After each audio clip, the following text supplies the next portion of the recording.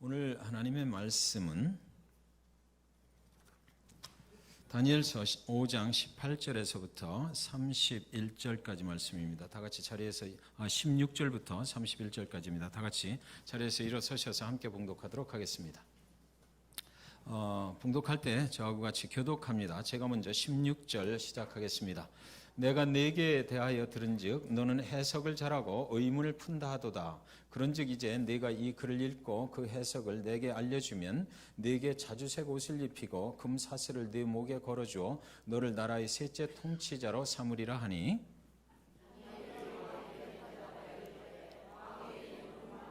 신이 가지시며 왕의 상급은 다른 사람에게 주옵소서.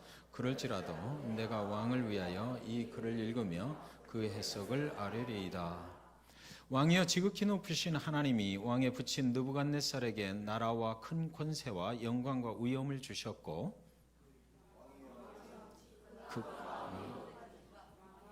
20절 그가 마음이 높아지며 뜻이 완악하여 교만으로 그의 왕위가 빼앗김받으며 그의 영광을 빼앗기고 사람 중에서 쫓겨나서 그의 마음이 들짐승의 마음과 같았고 또 들나귀와 함께 살며 또 소처럼 풀을 먹으며 그의 몸이 하늘 이슬에 젖었으며 지극히 높으신 하나님이 사람 나라를 다스리시며 자기의 뜻대로 누구든지 그 자리에 세우시는 줄을 알기에 이르렀나이다.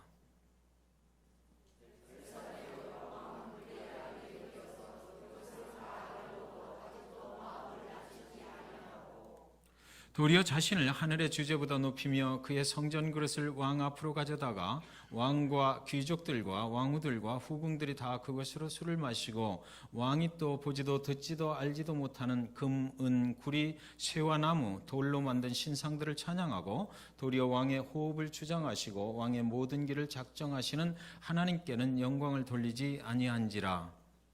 이러므로 그의 앞에서 이 손가락이 나와서 이 글을 기록하였느니라. 기록된 글자는 이것이니 곧 메네 데겔 우르바시니라.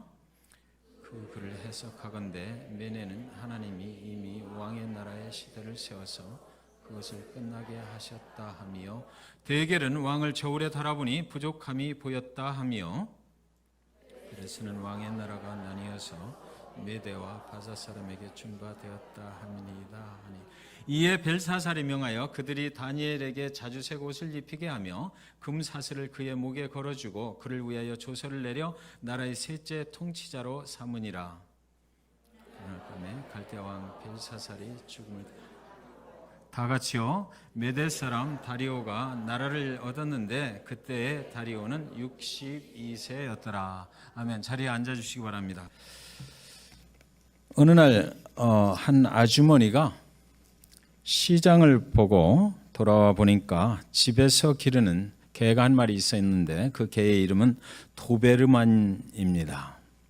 그 개의 이렇게 형태가 좀 이상해서 좀 아픈 것 같아서 이렇게 들여다보니까 개의 목에 뭔가 이렇게 꽉 걸려가지고 개가 숨을 제대로 쉬지를 못하는 거예요.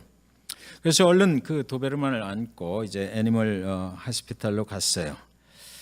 애니멀 병원에 그 개 병원에 맡겨놓고 도베르만을 맡기고 집에 막 이제 돌아와서 이제 괜찮아지겠지 이렇게 하고 집에 들어서는데 전화벨이 막 울리는 것입니다. 조금 전에 다녀온 그 동물병원에 수의사가 전화를 했어요. 그러면서 그 수의사는 그 아주머니에게 소리를 지르면서 전화 속으로 이렇게 말했습니다. 당장 밖으로 나가세요. 무슨 일입니까? 이렇게 물어보니까 깜짝 놀라서 그렇게 물으니까 묻지도 말고 지금 당장 빨리 집에서 나가서 옆집에 가셔야만 됩니다. 빨리 나가세요. 그리고 제가 곧 가서 알려드리겠습니다. 빨리 집 밖으로 나가셔야 합니다. 수의사는 아주머니의 질문에는 대답도 하지 않고 무조건 빨리 집 밖으로 나가라고만 그렇게 소리를 쳤어요. 그녀는 도대체 무슨 일인지 영문도 모르는 채로 굉장히 궁금했지만 수의사가 시키는 대로 이웃집으로 갔습니다.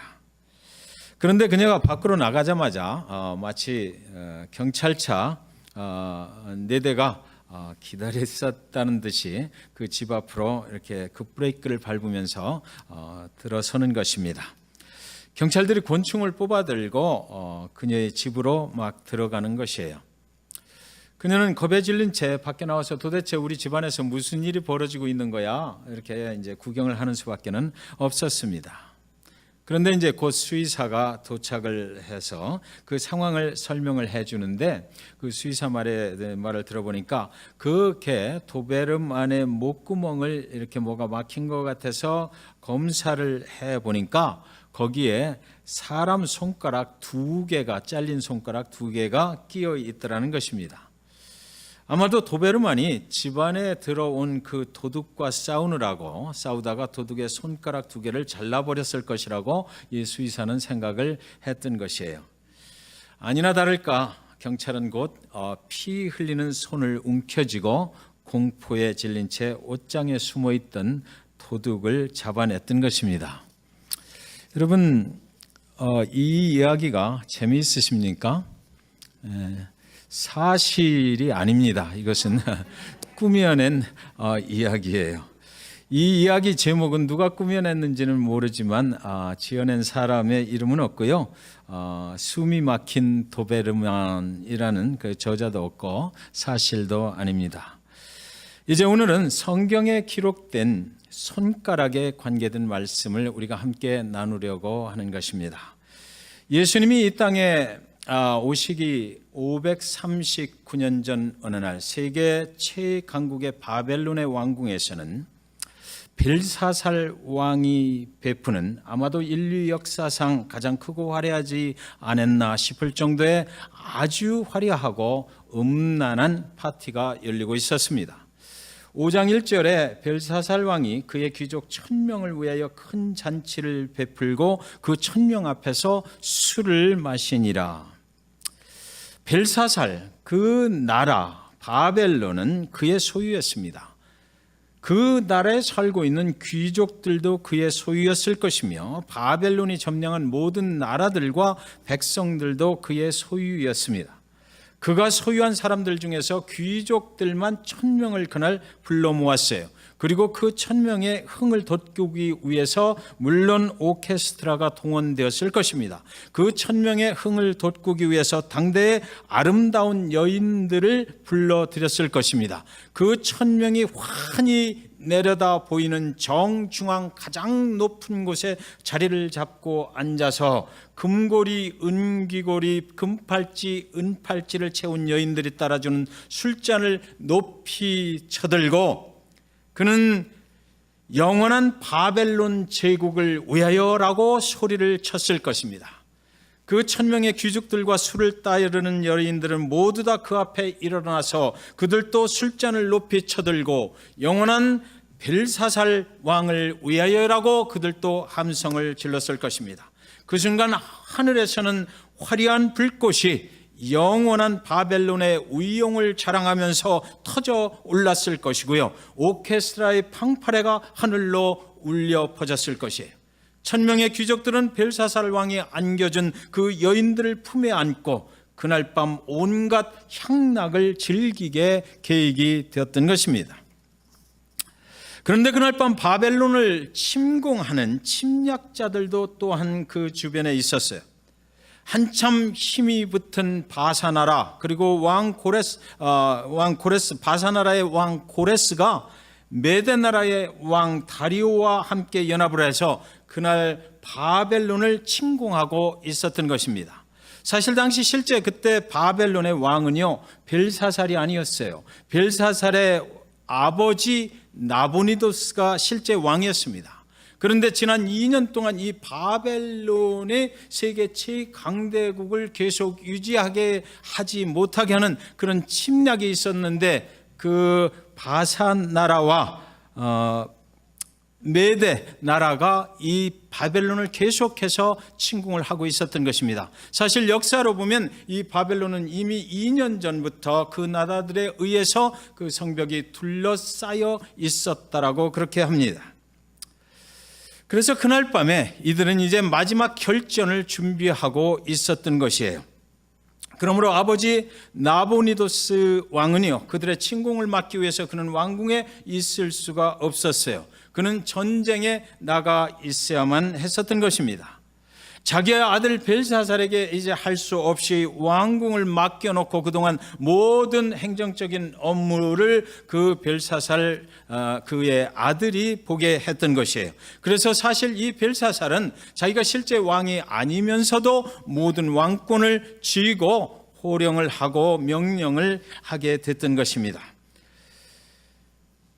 아버지는 목숨을 걸고 전쟁에 나가서 나라를 지키려고 싸움을 벌이고 있는 그 위태로운 그 밤에 아들 벨사살은 우리의 왕국 바벨론은 죽지 않는다, 영원한 왕국이 될 것이다 라고 나라의 앞날을 걱정하는 그 귀인들 1000여 명을 초청을 해서 아주 화려하고 난잡한 정치적인 쇼를 벌이고 있었던 것입니다. 5장 2절에 벨사살이 술을 마실 때 명하여 그의 부친 느부갓네살이 예루살렘 성전에서 탈취하여 온 금, 은그릇을 가져오라고 명하였으니 이는 왕과 귀족들과 왕후들과 후궁들이 다 그것으로 마시려 함이었더라. 바벨론이 예루살렘을 침공할 때 그들은 예루살렘 성전에서 쓰이던 온갖 성전 기물들을 모두 탈취해 왔던 것입니다. 여러분, 우리 수요예배 때 참여하신 분들은 아시겠지만 예루살렘 1차 침공과 2차 침공할 때에 그 성전 기물들을 전부 다 이 바벨론으로 가져왔던 것이에요. 벨사살은 그날 밤에 하나님의 성전에서 쓰이던 그 성전 기물들을 가져오라 해서 모든 사람들로 인하여 하나님을 무시하도록, 하나님을 경홀히 여길 수 있도록 그 기물들의 술을 따라 마시자고 했던 것이에요. 하나님은 그 밤에 바벨론의 왕국에서 벌어지고 있는 그 주흥연회의 일약 놀이객감이 되고 말았던 것입니다. 그런데요, 얼큰하게 한참 취해 있을 때, 흥청망청 그 파티가 막 돌아가고 있을 때, 바벨론에서 가장 큰 그 연회석상 가장 중심에 앉아있는 그 벨사살 왕에게 한 사람씩 앞에 나가서 충성맹세를 하며 술을 얻어 마실 때, 그렇게 한참 무르익어가는 그때에 벨사살이 깜짝 놀라서 일어나야만 되는 그런 한 사건이 발생을 했던 것이에요. 그리고 그가 일어나서 한 곳을 가리키면서 모두 멈춰라라고 소리를 질렀습니다. 그리고 공포에 질린 얼굴로 벨사살 왕의 손가락이 맞은편 벽을 가르치고 있었어요. 술에 취한 수많은 사람들이 벨사살 왕이 그 손가락이 가리치는 그 큰 벽을 바라보니까 웬일인지 그날 그 모든 조명이 그 큰 벽을 향해서 밝히고 있는데 그 벽 위에 난데없이 사람의 손들이 나타난 것입니다. 그리고 그 벽에 그 나타난 사람의 손들이 무언가 글씨를 막 쓰고 있는 것이었어요. 그 순간 너무 놀라와 숨쉬는 소리도 이제 들리지 아니하는 것입니다. 그동안 마셨던 술이 확 깨어버리는 순간이었어요. 순간 이제 그들의 향락은 모두 끝이 나버렸던 것입니다. 벨사벨 그 왕의 숨이 이제 멈추어 버리는 것만 같았습니다. 왕궁의 연회장은 숨소리도 들리지 않았습니다. 5장 5절에 그때 사람의 손가락들이 나타나서 왕궁 촛대 맞은편 석회벽에 글자를 쓰는데 왕이 글자 쓰는 손가락을 본지라. 벨사살의 얼굴빛이 창백하게 변해버렸습니다. 그의 양 넓적다리가 녹는 듯하고 두 무릎이 서로 부딪히는 소리가 달달달달 들렸습니다.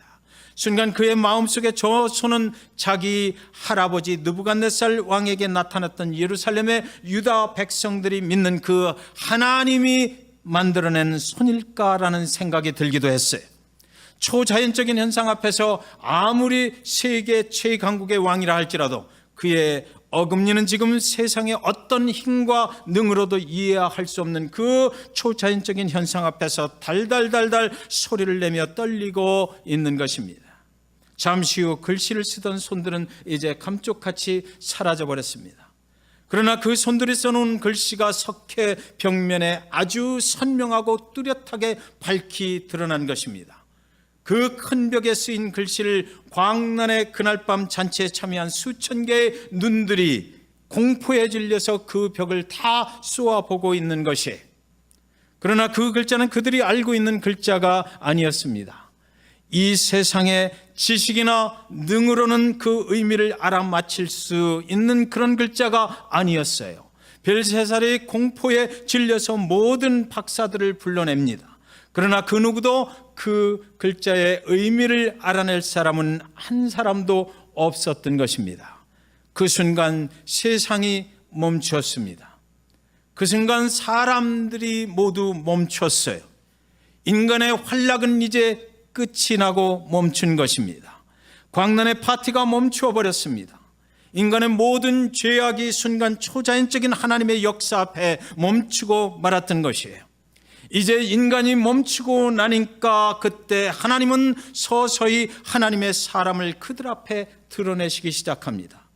인간의 생각이 멈추고 인간의 능력이 아무것도 할 수 없는 이 순간, 인간의 능력이 아무것도 아닌 무능력을 드러내고 있는 이때에 이제 하나님은 하나님 스스로 자신의 모습을 하나님의 사람을 통해서 그들 앞에 드러내기 시작하신 것입니다.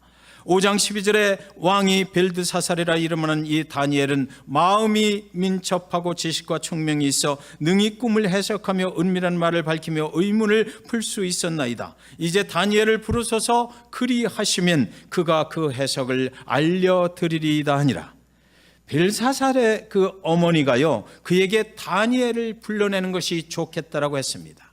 세상의 권세가 멈추고 인간의 모든 생각들이 두려움과 공포에 떨고 있을 때, 세상 최고의 강력한 권세가 멈추었을 때 하나님의 사람 다니엘을 하나님은 그 앞에 드러내시길 원하셨던 것입니다. 다니엘의 나이는 그때 이미 82세가 됐다라고 그래요. 그가 바벨론의 포로로 잡혀왔을 때가 15세였는데 벌써 70년 가까운 세월이 흘러버린 것입니다. 세상의 권세들이 광란의 파티를 벌이고 있을 때 오늘도 그는 변함없이 예루살렘을 향해서 창문을 열어놓고 하루 3번 무릎을 꿇고 기도를 하였습니다. 그는 지난 70년 동안 화려한 세상 권세의 뒤편에서 그 신앙을 지키며 세상에 굴복하지 아니하면서 살아왔던 것이에요. 하나님의 백성들이 예루살렘 하나님의 땅으로 돌아가게 해달라고 그는 매일같이 기도하며 살았을 것입니다.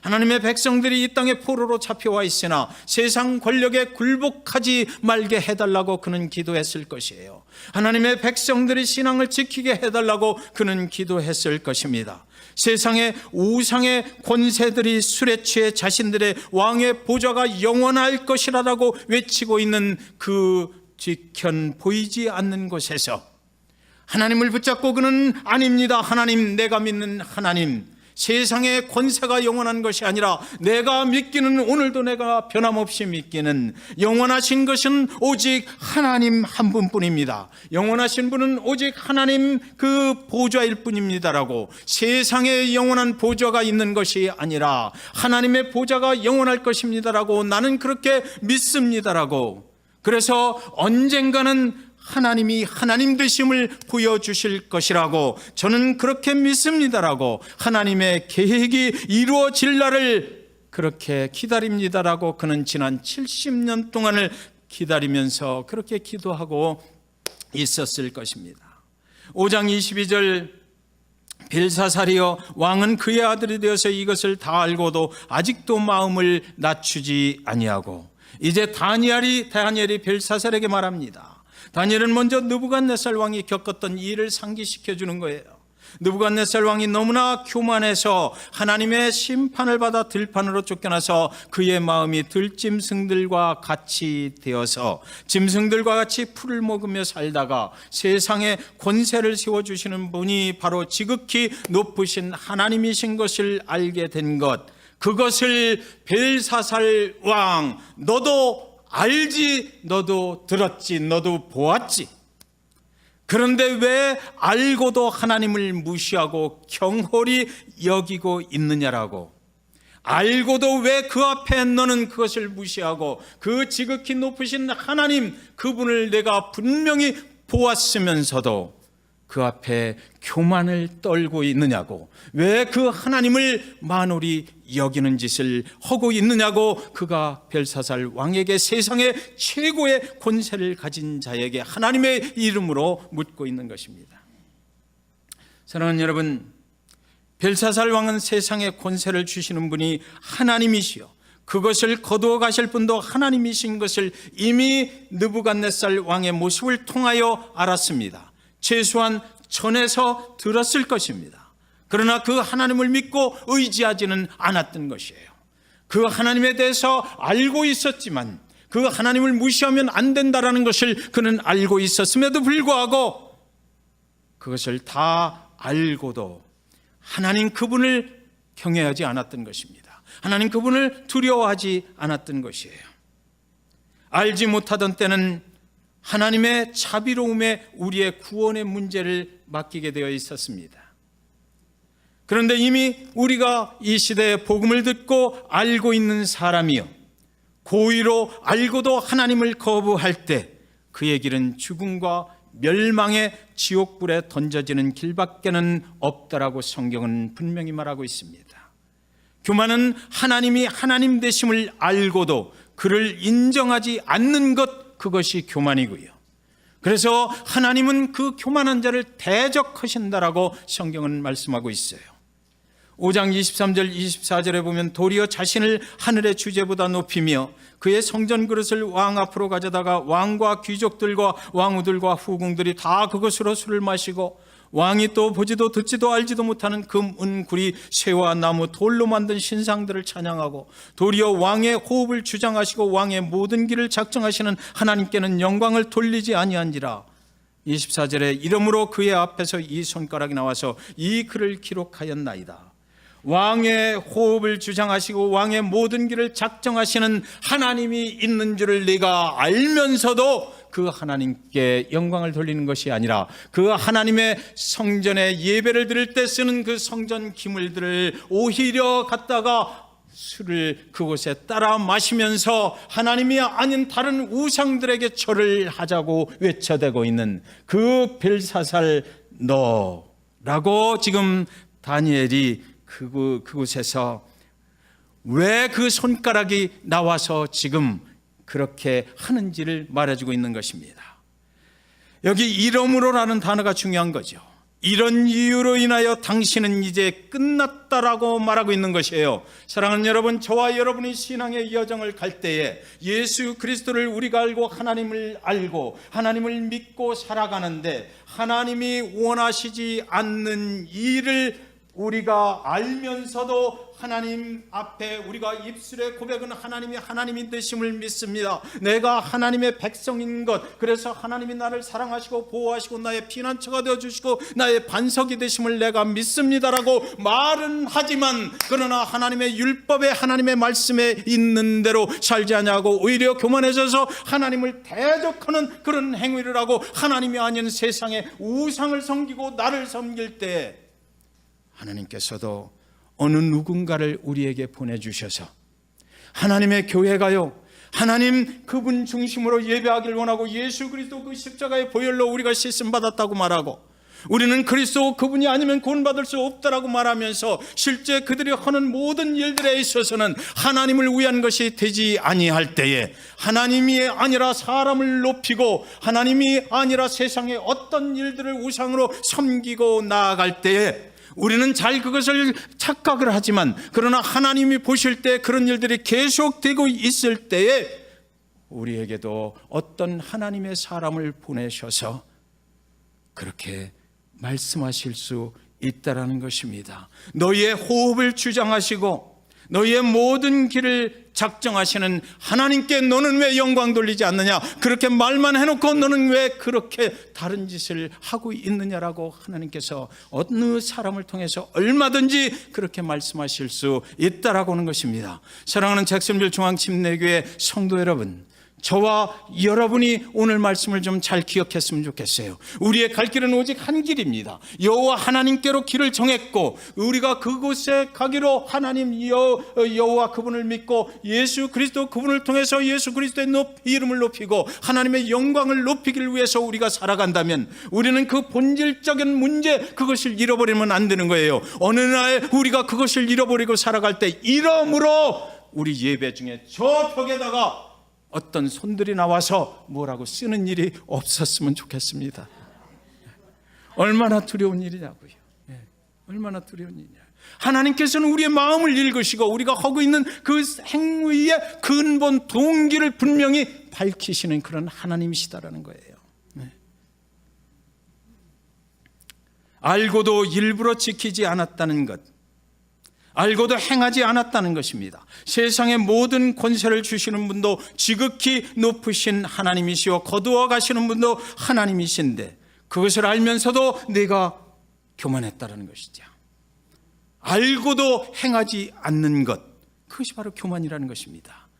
그런데 오늘 말씀을 보니까 이제는 too late, 이제는 끝이다라는 것입니다. 그동안 하나님께서 참고 참아왔다라는 것이에요. 하나님께서 너희가 돌아올 길을 그 시간을 주시고 참고 참아왔는데 이제는 더 이상은 안 된다라는 것이죠. 당신의 손가락으로 가리킨 저 벽에 글씨를 쓴 손가락들은 하나님의 손가락이다라는 것입니다.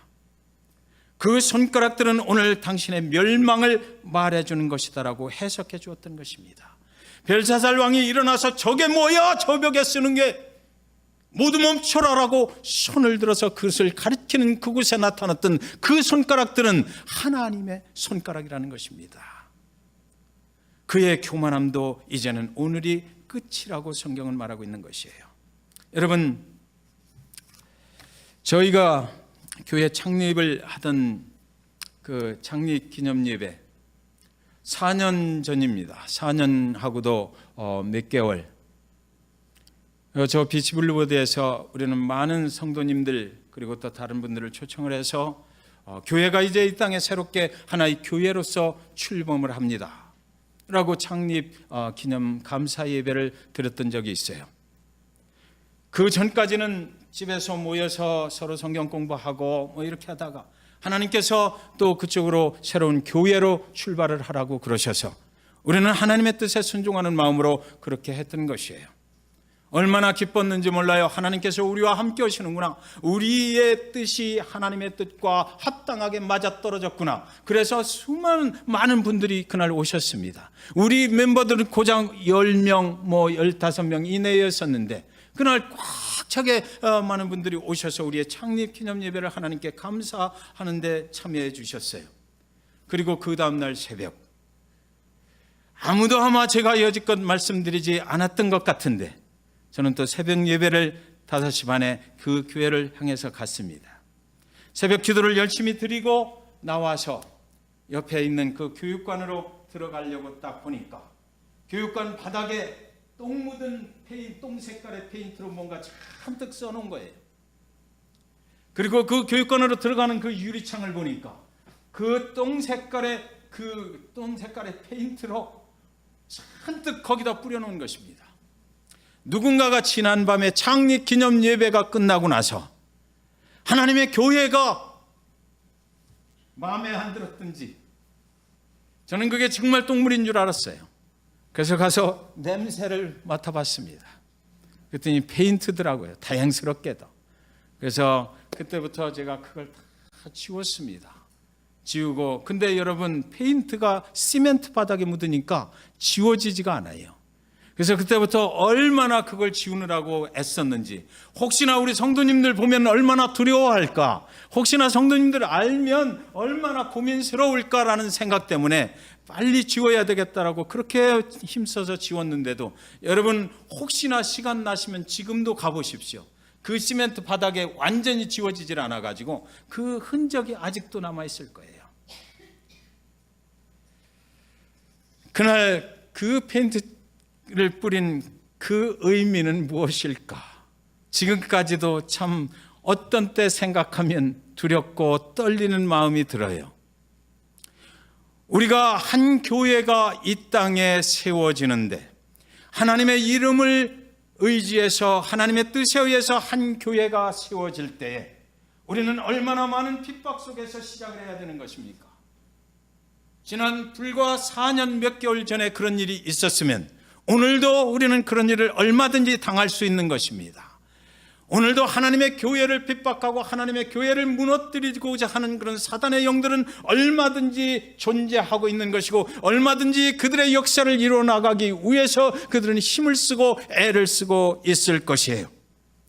그렇게 우리 교회는 세상에 알지 못하는 핍박자들에게 완전하게 노출이 된 채로 시작이 되었던 것입니다. 사랑하는 여러분 잘 모르실지 모르지만 영적인 싸움이라는 것은 그런 사단의 역사에 저와 여러분이 언제나 노출이 되어서 살아가는 것이에요. 우리가 나가서 기도하지 아니하고 우리가 나가서 하나님의 말씀을 보지 아니하고 우리가 그런 대로 내가 그리스도인이라고 말하면서 살아요. 말도 안 되는 소리. 그들의 밥밖에는 안 될 것입니다. 우리가 영적으로 무장을 하지 않으면 우리는 언제든지 쓰러질 수 있는 부족하고 연약한 존재들이에요. 하나님께 우리의 모든 것을 맡기고 하나님께 의지하고 하나님의 능력으로 살아가지 않으면 우리는 아무도 그 사단의 역사를 견뎌낼 체간이 없는 것입니다.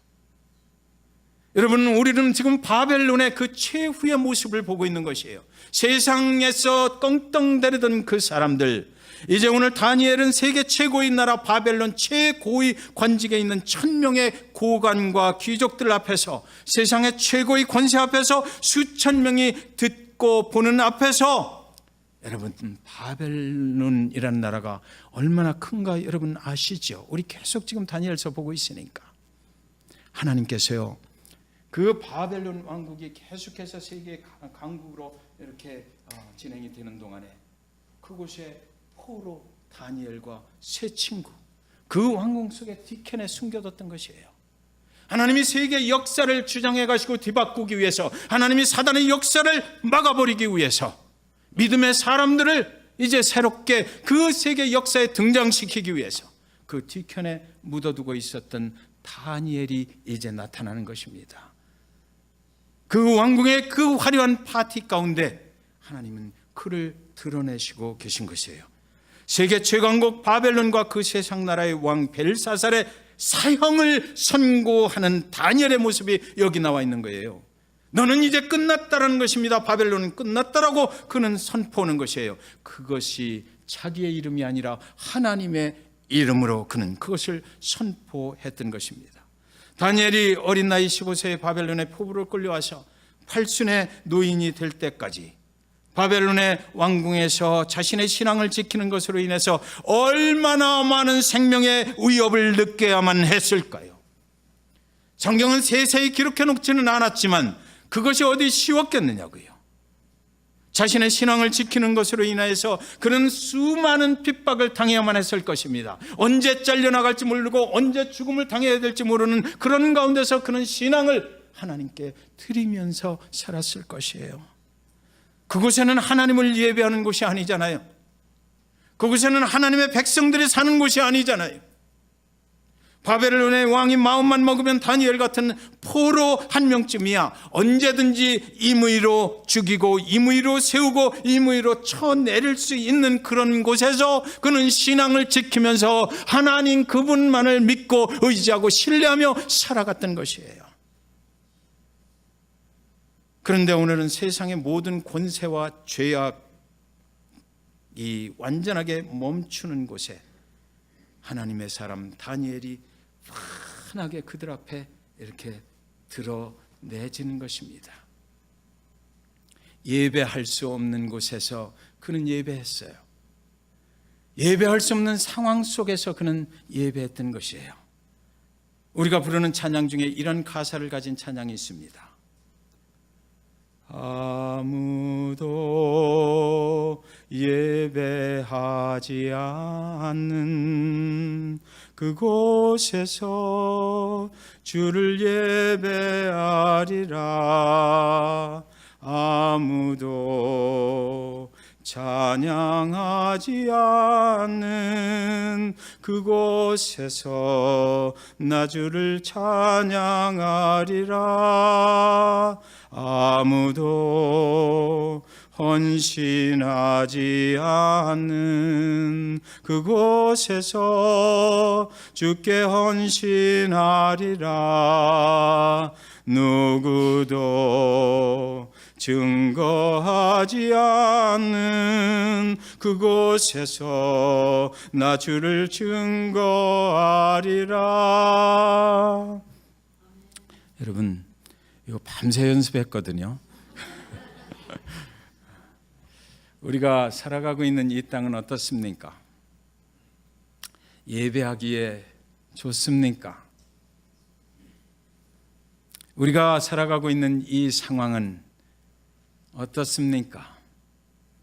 하나님의 백성들 다 모아서 함께 예배하며 하나님의 영광을 나타내는데 아주 편하고 힘들지 않습니까? 내가 밟는 모든 땅 주를 예배하게 하소서. 주의 보혈로 덮어지게 하소서. 내가 선 이곳 주의 거룩한 곳 되게 하소서. 주의 향기로 물들이소서. 이 찬양 연습하는데 내가 밟는 잭슨빌 이 땅 주를 예배하게 하소서. 잭슨빌 이 땅 주의 보혈로 덮어지게 하소서.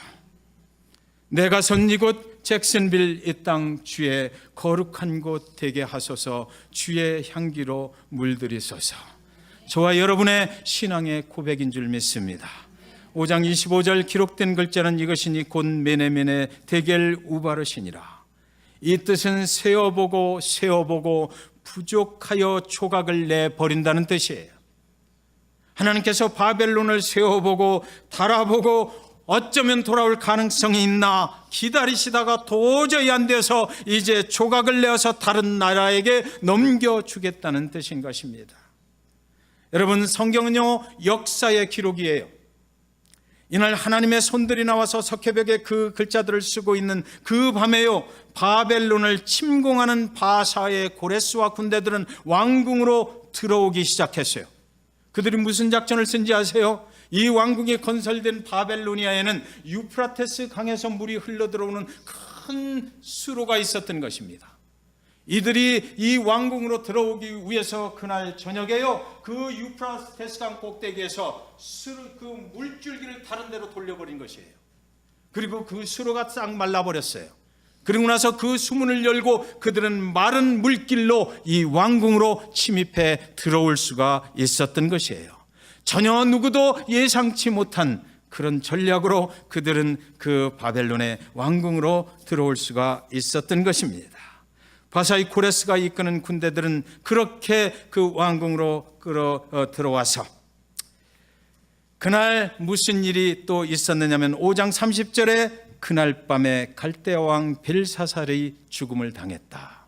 성경은 누구한테 죽음을 당했다라고 얘기하지 않아요. 그러나 고대 역사에 그날 그 고레스 군인들에 의해서 죽임을 당했을 가능성이 많다라고 그렇게 말합니다.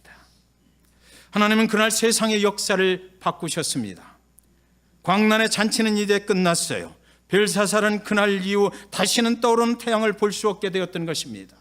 수천 명이 광란의 파티를 벌리던 그 현장에서 하나님은 바벨론의 왕의 보좌를 쓸어버리시고 하나님의 손들이 그 글씨를 통해서 가리키는 것은 바로 이 땅의 바벨론 도성이 아니요 영원한 하나님의 권세가 있는 곳, 하늘 보좌 그리스도 예수가 계신 곳, 영원한 생명의 길, 인간의 모든 죄악이 그리스도 예수의 보혈로 씻기심을 받고 영원히 하나님을 찬양하며 영원히 슬픔도 없는 곳에서, 영원히 애통함도 없는 곳에서 하나님과 함께 영원한 생명을 살아갈 수 있는 곳. 인간들아, 너희는 바벨론 도성이 아니라 그 영원한 생명의 길, 그 보좌를 바라보라 라고 그 손가락들이 가리킨 것은 바로 그것이었던 것입니다. 세상의 모든 역사를 주장하시는 바벨론의 벨사살이 아니고 하늘 보좌 위에 앉으신 그 하나님이 분명하게 선포되는 그날이었던 것이에요. 오늘 다니엘서 5장의 말씀을 통해서 하나님은 다니엘이라는 믿음의 사람을 저와 여러분에게 드러내십니다. 세상의 권력 뒤에서 묵묵하게 담대하게 하나님과 함께 그의 길을 지키고 살았던 다니엘의 모습을 통해서 하나님은 우리의 믿음에 도전을 주고 계십니다. 예배할 수도 없고 아무도 예배하지도 않는 그곳에서 하나님을 예배하기를 포기하지 않기 위해서 그는 얼마나 고난받아야 했고 얼마나 인내를 해야 했을까요? 그 다니엘을 하나님은 사용하신 것이에요. 다니엘이 움직일 때마다 하나님의 손이 그를 잡아주셨을 것입니다.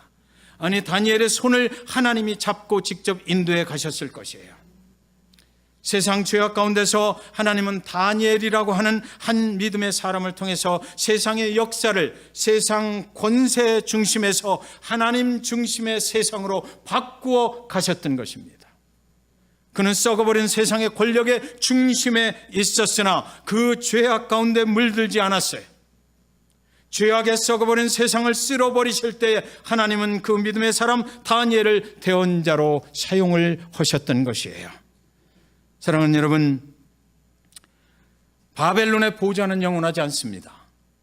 바벨론의 느부갓네살이나 벨사살의 보좌는 아무리 금은 보화로 장식이 되어 있다 하더라도 그 보좌는 잠깐인 것입니다.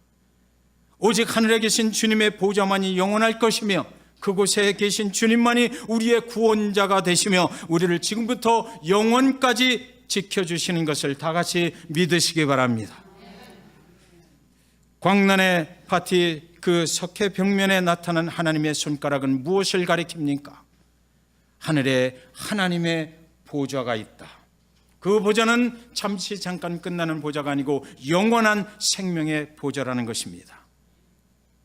그래서 오늘 저와 여러분에게 그 다니엘의 말씀을 통해서 하나님은 말씀하십니다. 사랑하는 아들아, 사랑하는 딸들아, 하늘 보좌 영원한 생명에 있는 것, 그 하늘 보좌를 바라보라. 그것이 너희를 지켜줄 것이다. 다 같이 일어서셔서 찬양 드리고 기도하고 축도로 예배를 마치도록 하겠습니다. 우리가 잘 아시는 찬양 중에 우리 보좌 앞에 모였네, 이 찬양 반주해 주시고요. 우리 잠깐 기도합니다. 하나님 앞에 기도할 때에 우리 말씀 통해서 본 대로 알면서도 죄를 그냥 가지고 가는 그런 일이 우리 가운데는 없는지 우리 자신의 모습을 좀 살펴봤으면 좋겠어요. 우리가 하늘 보좌를 향해서 나아갑니다. 그 하나님께 가는 그 길은 이 땅에서 어쩌면 핍박이 계속되는 길이요, 고난의 길일 수 있습니다.